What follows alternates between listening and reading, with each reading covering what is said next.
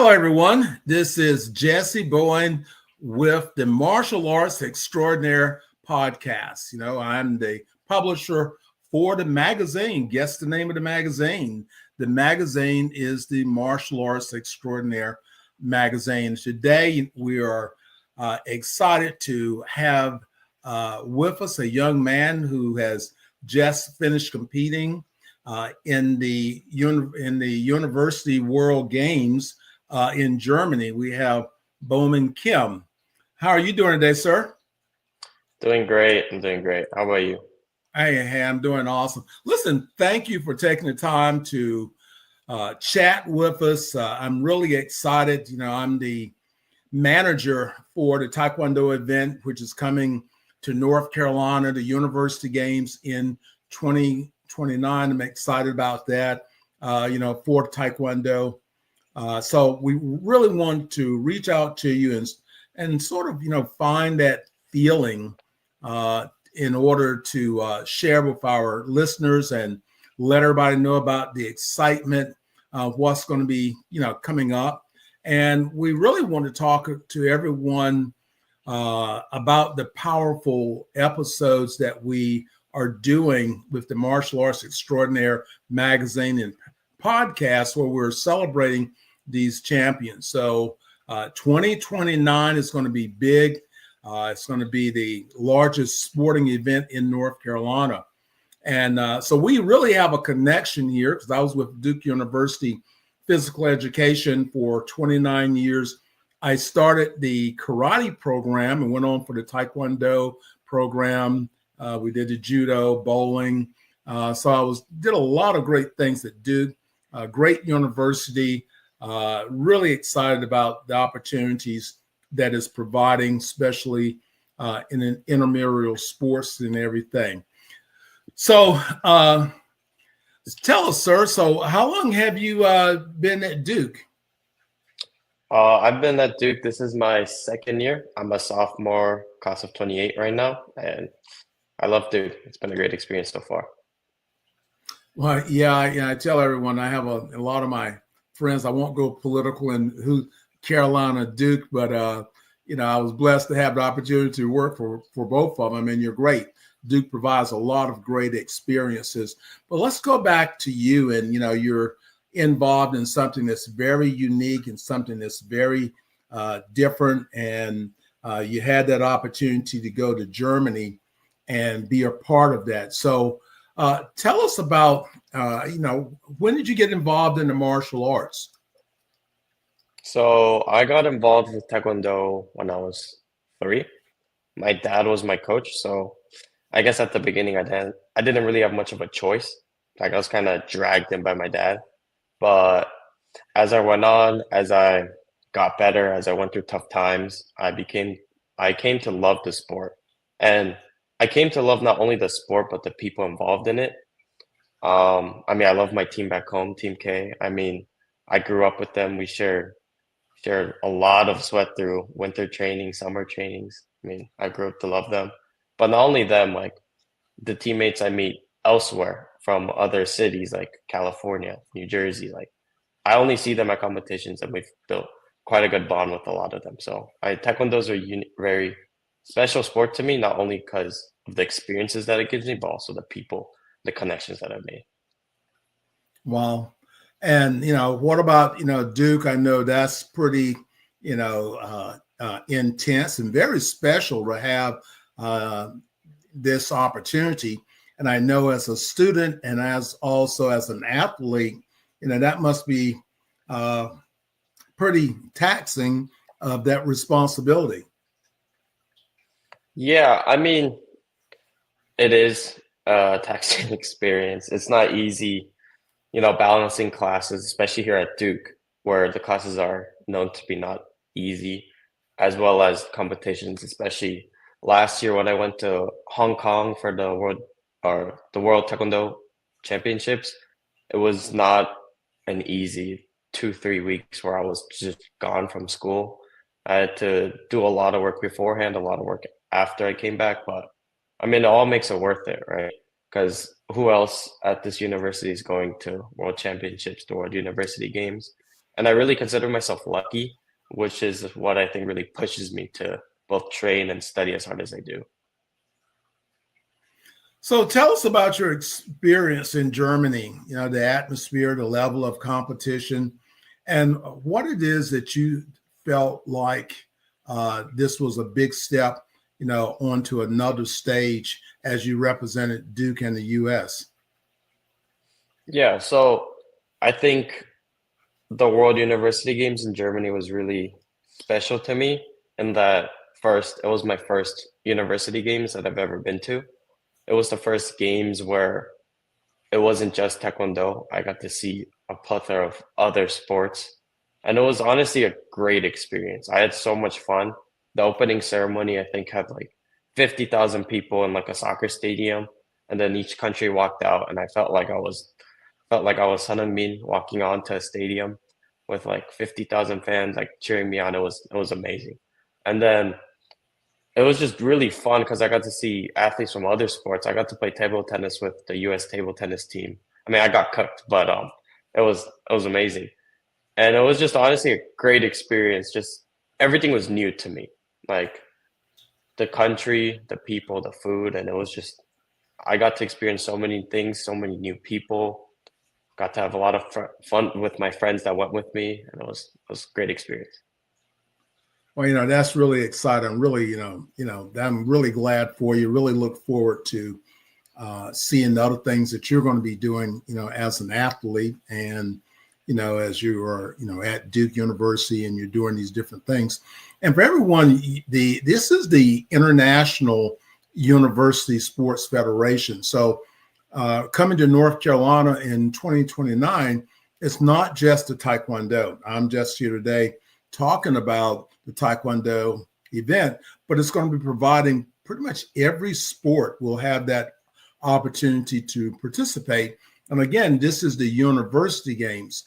So, it's not new. You may be hearing about it for the first time, but this here goes back all the way back, in 1923. So it's been around for a while, but it gives students the opportunity to be able to participate on a much larger scale and have an opportunity to go to school and to be able to train in these sports and be able to travel and to be able to do these things and still, representing the university. I think that is a really, really, really great opportunity. Okay, the major international competitors teach us a lesson about balancing that work and as an athlete and your school work. So what about your home, your coach? So who's your coach at Duke? Do you guys have a coach, or is it your instructor from your school in Atlanta? In Georgia. Yeah, so here at Duke, we have Coach Nick, which he's the head coach at the Duke Club Taekwondo. He is a sparring coach, so he helps with our team with sparring and prepping us for competitions. But I I do Pumse, which is my like major, I guess, in Taekwondo, which is forms, as other people call it. Mm-hmm. So in regards to forms here at Duke, I sort of self-practice, and I also help a lot with the club if anyone has any questions, or sometimes I would teach classes. But in regards to training here, I like to record myself and to kind of correct things that I'm wrong on. And then, but Coach Nick will also give me good pointers because he has some familiarity with Pumse, and then he can help me out with that. And then when I go home, it's my regular coach, my dad, helping me out. My teammates also helping me out back home. So, yeah. How has Duke supported you on your martial arts journey? Where does the coaching? We just spoke about some of the things there of your coach there, but how are there other ways that has helped you in your in the communications and the community and the flexibility to have the opportunity to train? Yeah, of course. Duke has been I'm very grateful to Duke. Duke has done so much for me, especially for the World University Games. I mean, first of all, they provide me a place to practice, a place to train with mats, which is something not everyone can get. I think the biggest thing that they've done for me is for the World University Games in Germany, they gave me full funding to go, which without their funding, I might not have been able to go. But due to their funding, it made going to Germany a lot easier, and it's a great experience. Yeah.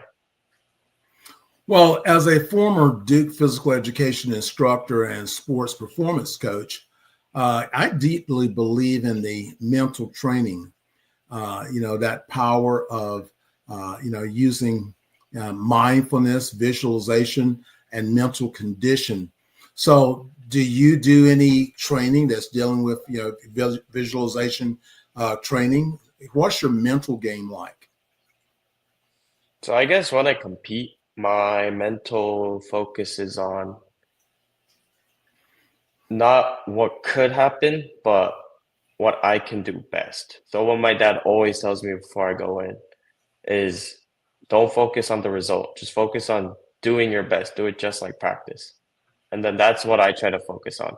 I don't focus on trying to win. I don't focus on trying to get the highest score I've ever gotten. I just focus on producing the best output in that moment that I can. And for me, a big thing about with my mental is if I mess up, it's okay as long as I do things to help me not mess up the next time. And that's what my dad tells me too. I think that's played a big role. So when I mess up at competitions, I don't take too much of a toll on myself because at the end of the day, we're all human, right? Mistakes happen. But what I can do is prepare and kind of put myself in that mental mode of, oh, what can I do better this time so that doesn't happen next time? And I think that mentality has really helped me to get to where I am today. Well, wow, that is great. That's a really big part of being an athlete is not just having the opportunity to compete, but to work on competing to be your very best, and then having that opportunity to be able to represent your school, your university, and then of course representing yourself. And that big part is representing the U.S. In this great opportunity. So, what advice would you give younger students, especially who's balancing school and martial arts and want to reach their dream of being a martial artist competing on a national or international level? So, an advice that I will give would be the same advice I give to the younger kids on my team would be, it might sound kind of cliche, but don't give up. There are going to be many, many competitions where the results don't go your way. There's going to be competitions where you trained your butt off, and then the results are just not what you want, which you might feel really sad at the time, but you also have to realize this happens to everyone. And then the people who eventually make it to the top are the ones that are able to go through this, be able to live through it, get better, then pursue through it. So that would be my main advice is to just really work through something. If you want to get somewhere, you have to work through even the hard parts. You've already competed uh, and on so many different levels. Uh, in your younger stage, what would you say that before going to Duke was your toughest competition?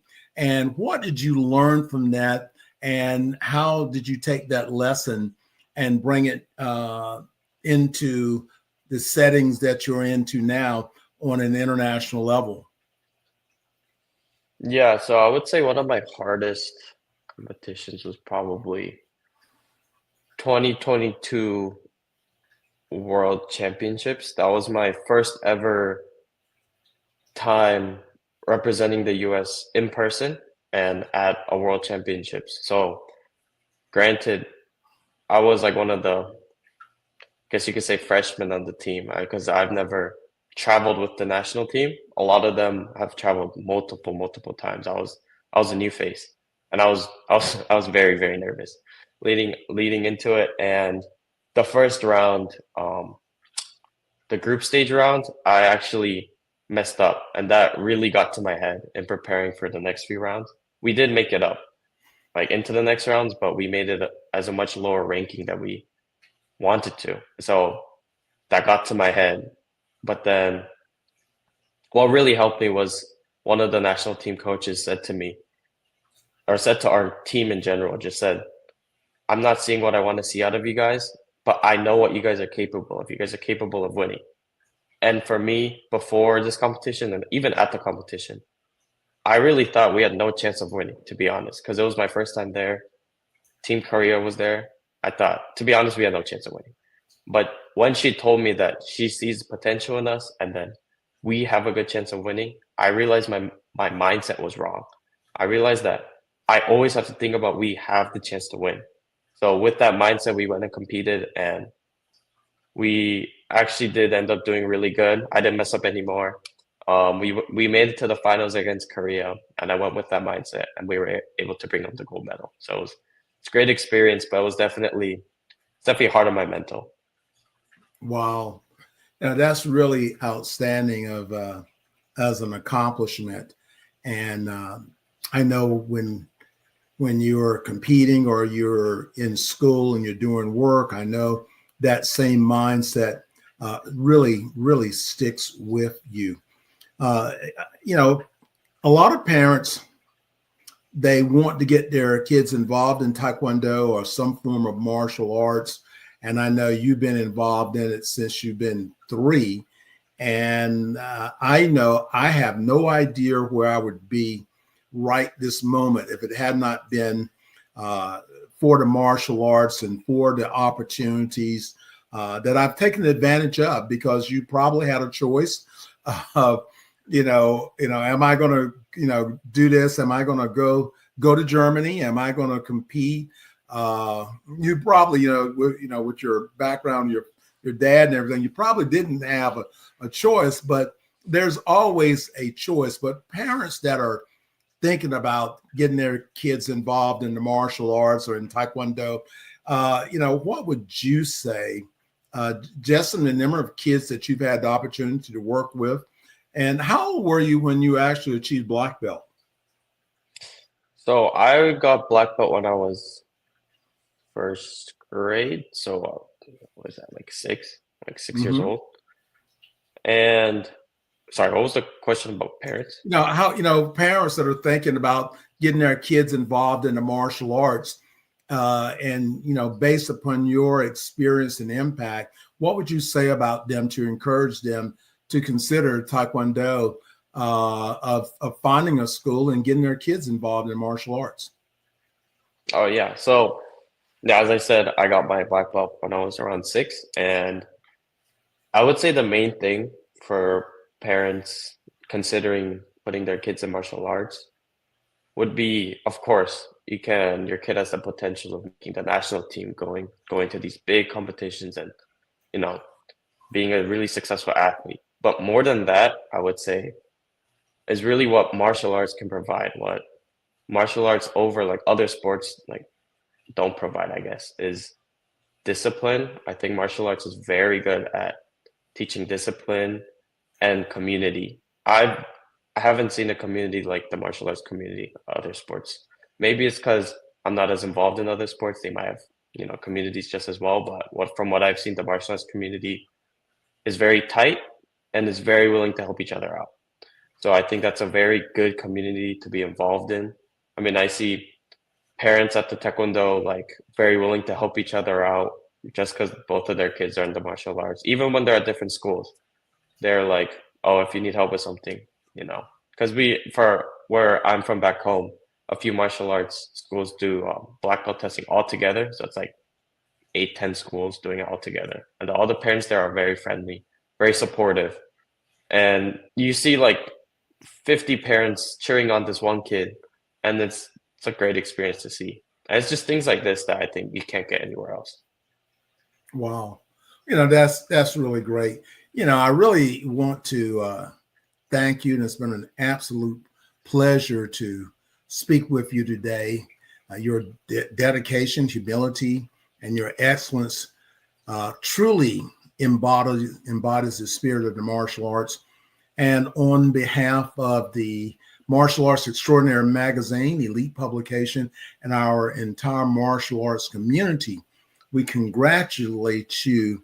And, once again, on representing Duke University, the United States, as a 2025 World Games competitor. And, we look forward to following you and, finding out what you're doing in the future. And if you ever have some great news you want to share, so, we'll definitely leave a section open just for you, the Duke team, or anything that you would like for the world to know, be a part, then know that, that Elite Publications and the Martial Arts Extraordinary Magazine, we truly support you. Any last words from you? My last words would be for everyone in 2029 to check out the World University Games if they can. It's a great experience. You get to see you see Olympic level athletes. I mean, I saw countless Olympians at the 25 games. So you see, when else are you going to get to see an opportunity this close, especially if you're in North Carolina, to your house? It's a great experience. You should go cheer on the U.S. athletes or whatever nationality that you are, and have fun, Well, everyone, this has been a great podcast today. And again, we're going to catch this interview. It's going to be in our magazine, the Martial Arts Extraordinary Magazine. So if you're thinking about publishing a book, or you want to share a story, find ways that Elite Publications can support you, then just reach out. Our website is www.elitepublications.org. Go to our Roku channel, and that is Elite Publications Worldwide TV. Follow us there. We have competitions on there, sport, karate events, and other different things that we're doing to support the martial arts. But remember, mark your date for that July 11th through the 22nd here in North Carolina, for the University World Games. This is going to be the largest sporting event in North Carolina. Go ahead and set your date, start to follow the website for the event here in North Carolina. And remember, everyone has a story. You just have to get it out. Hey, this is Jesse Bowen saying be blessed, and we'll see you the next time.